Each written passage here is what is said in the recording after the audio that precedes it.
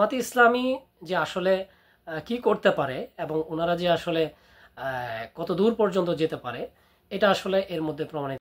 আসসালামু আলাইকুম রহমতুল্লাহ। সুপ্রিয় দর্শক, নিশ্চয় সবাই ভালো আছেন। অতীতের যে কোনো সময়ের তুলনায় বর্তমানে বাংলাদেশ জামাতে ইসলামের রাজনৈতিক অঙ্গনে সুবাতাস বইছে। 5ই আগস্টের গণঅভ্যুত্থানে বাংলাদেশ জামাতে ইসলামী এবং বাংলাদেশ ছাত্র শিবিরের যে ভূমিকা সেটা নিঃসন্দেহে কেউ অস্বীকার করতে পারবে না। কিছু কিছু বিষয়ে কিছু বিতর্ক আছে, কিন্তু ওনাদের যে সম্পৃক্ততা এবং ওনাদের যে অবদান সেটাকে কেউ অস্বীকার করতে পারবে না।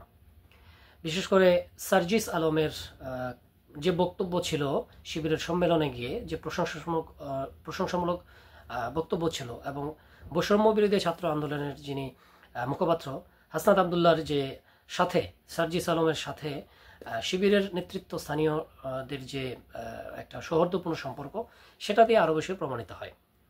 এবং আমরা আরও দেখতে পারবো যে বিভিন্ন বিশ্ববিদ্যালয়গুলোতে ছাত্র শিবিরের যে কমিটিগুলোতে নেতৃত্ব স্থানীয়তে যারা আসছে, এই লোকগুলোই মূলত 5ই আগস্টের গণঅভ্যুত্থানের বিভিন্ন সহায়ক ভূমিকা হিসেবে পালন করে আসছিল।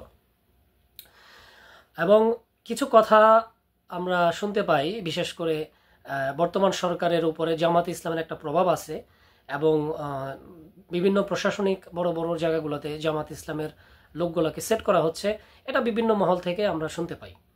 তো এই কথাগুলো যখন আমরা বিভিন্ন মহল থেকে শুনতে পাচ্ছি, এই সময় একটা ঘটনা ঘটে গেছে। সেটা কি, যে বর্তমানে যিনি উপদেষ্টা প্রধান অর্থাৎ ডক্টর মোহাম্মদ ইউনূসের সাথে বাংলাদেশ জামায়াতে ইসলামের আমির ডাক্তার শফিকুর রহমানের একটা একান্ত সাক্ষাৎ হয়েছে, যেটা গণমাধ্যমে আসার আগ পর্যন্ত বাংলাদেশের কেউই জানতো না। তো ওই সাক্ষাতে আসলে কি হয়েছে আমরা একটু জানি, আমি একটু পড়ি। বাংলাদেশ জামায়াতে আমির ডাক্তার শফিকুর রহমান ডক্টর মোহাম্মদ ইউনূসের সাথে রাষ্ট্রীয় ভবন যমুনায় একান্ত সাক্ষাৎ। এ সময় সৌহার্দ্যপূর্ণ পরিবেশে দুজনের মধ্যে নির্বাচন, দুর্নীতি এবং অর্থনীতি সহ বিভিন্ন বিষয়ে সংস্কার ও জাতীয় ঐক্যমত্য গড়ে তোলার লক্ষ্যে কি কি করণীয় তা নিয়ে আলোচনা হয়। রাজধানী ফরেন সার্ভিস একাডেমিতে প্রেস ব্রিফিংয়ে ডক্টর মোহাম্মদ ইউনূসের প্রেস সচিব শফিকুল ইসলাম আলম এ তথ্য দিয়েছেন। সুপ্রিয় দর্শক, এই জায়গাতে একটু বোঝার বিষয় আছে। অর্থাৎ আমরা এই যাবৎ পর্যন্ত যেটা দেখে আসছি যে বিভিন্ন দল, বিশেষ করে বিএনপি, জামায়াতে ইসলামী, হেফাজতে ইসলাম, তারপরে অন্যান্য যে দলগুলো ছিল, যারা ডক্টর মোহাম্মদ ইউনূসের সাথে যখন দেখা করতে গিয়েছিলেন, ওনারা একটা টিম ওয়াইজ গিয়েছিলেন এবং এটা গণমাধ্যমে আগে থেকেই আমরা সবাই জানতাম যে এই দলের পক্ষ থেকে একটা টিম যাবে, তারা কখন যাবেন, কত তারিখে যাবেন, কোন সময়টাতে যাবেন, এই বিষয়গুলো আমরা জানতাম। কিন্তু এখানে যে ব্যতিক্রমটা হয়েছে, যে ডাক্তার শফিকুর রহমান যিনি একান্তভাবে ব্যক্তিগতভাবে ডক্টর মোহাম্মদ ইউনূসের সাথে সাক্ষাৎ করেছেন, এবং এটা গণমাধ্যমে জানার আগেই হয়েছে। অর্থাৎ আগে ঘটনা ঘটেছে, তারপর প্রেস ব্রিফিংয়ে এটা আমরা জানতে পেরেছি। এটা নিঃসন্দেহে বাংলাদেশের বর্তমান প্রেক্ষাপটকে অনেক বেশি গুরুত্ব বহন করে এবং এটা অনেক বেশি কন্ট্রোভার্সি তৈরিও করবে। যদিও কি বিষয় আলোচনা হয়েছে এটা আমরা জানি, কিন্তু যে প্রচলিত ধারা ছিল 5ই আগস্টের পর থেকে, অর্থাৎ বর্তমান যিনি ইন্টার্ম গভর্নমেন্ট যখন শপথ নিয়েছে তারপর থেকে যেভাবে আসলে ওনার সাথে সাক্ষাৎ হইতো, যে পলিসি অবলম্বন করে হইতো, এটা সেভাবে হয়নি। অর্থাৎ আগেই সাক্ষাৎ হয়ে গেছে, তারপরে আমরা জানছি।